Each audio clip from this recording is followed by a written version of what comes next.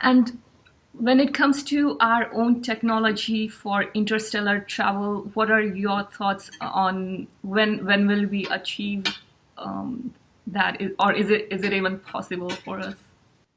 Oh, I have no doubt that we will achieve it if we don't destroy ourselves first. I mean, that's the limiting factor. But look, I worked on a study of fusion propulsion for deep space travel in 1962. That's a long time ago. And our conclusion was if you want to go, all it takes is dough. Money makes the world go round. In other words, people don't realize how much money is spent on far out advanced propulsion systems. When I was working on nuclear airplanes for General Electric in 1958, our budget that year was $100 million, which was a lot of money in 1958. We employed 3,400 people, of whom 1,100 were engineers and scientists. We're not talking about 6 professors and 12 grad students. We're talking about major effort. We developed, it was exciting to work on those programs. We tested successfully 3 different organizations, 1969 to 70, each tested a fission nuclear rocket system on the ground. Now, we're not talking about toys. I worked for Westinghouse Astronuclear Lab. Our system operated at a power level of 1,100 megawatts. Hoover Dam, which is huge, produces a power of 2,000 megawatts. Aerojet General of Sacramento developed or tested the XE1 nuclear rocket reactor propulsion system, 1,000 megawatts. And the big granddaddy was Los Alamos, which system developed a power of 4,000 megawatts, twice the power of Hoover Dam. And the exhaust temperature, liquid hydrogen in cold and out at 4,000 degrees. Then they canceled the program. But in other words, if we want to go, we know how. It just takes money and somebody deciding to do it. What are your thoughts on SpaceX and their efforts for Interstellar? Well, I certainly expect, having worked in industry and not for the government, that the real progress will come from industry and the national laboratories, not from governments.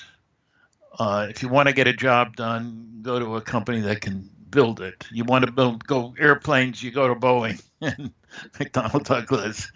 You don't wait for the little corner mechanic. That was okay for the Wright brothers, 2 bicycle mechanics, actually. But things aren't like that anymore. So I'm satisfied we will be making progress. SpaceX will be successful. All of these things, it's kind of like Columbus had to fight to get money to make his first voyage to the New World. But when he came back with his stories, suddenly there were a lot of countries sending vehicles, ships to the New World. And flood after a while. When people find out there's gold there, for example, that's a heck of an incentive. Tens of thousands of people went from California to Alaska during the Alaska gold rush in the late 1890s. Uh, when there's a benefit to be had, the people will go. And so SpaceX may very well, as they talk about, colonize Mars. But I think to move out of our solar system is going to take more than SpaceX. I think that should be an international program, not a company. It's too big. And we went to the moon. It was a national program. I worked on that program briefly, and it was a national program. But it wasn't a planetary program. And if we're going to go to the stars, I think we have to have an Earthling program. Yes. And I haven't seen many signs that the countries on this planet will work together to do that. Have you? Shoot first, ask questions later. That's the Earthling motto. And why do you, I want to understand this from your perspective, why do you think it's important for us to become interstellar? Why not just stay here and keep Well, making? there's several reasons. One is to be wary that somebody else might come and give us a hard time. We're not alone, in other words. Secondly, the resources of the planet are being used up very rapidly. We may need a place to go to take shelter from natural disasters. What if an asteroid hits the planet? Could kill half the population. We need another place to go, a safe haven, if you will. So it's important to be aware of the local neighborhood. I don't mean just our solar system. And, you know, there's a popular myth. The next star over from the sun is 4.3 light years away. Oh, well, nobody's close by.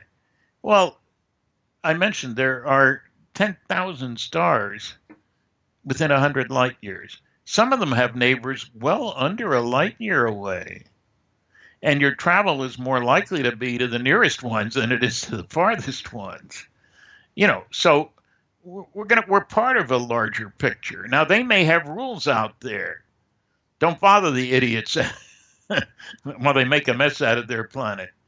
But at some point, when we show signs of moving out to bother them, we better be prepared that there's somebody going to say, hold it.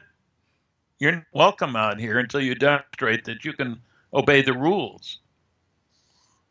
We're a primitive society. I'm sure there are societies out there that are millions of years old. Either you learn how to get along with your neighbors or you don't survive. If you're willy-nilly killing each other, that's the end of it. So I think it's important for us because there are so many planets out there. You know, it wasn't too many years ago, less than 100, that we could say, well, there are 9 planets in this solar system today. Some people say 8. All right. And Earth is the only one that's covered with water. It's the only one is so dense and has all these natural resources. It's got oxygen to breathe. And this is the only solar system. We're special. Well, now we know that there are planets all over the place out there, some of them much older than us. And our status is not the in charge of the neighborhood. We're the little guys on the block, the primitive guys on the block. Everybody's more advanced than we are.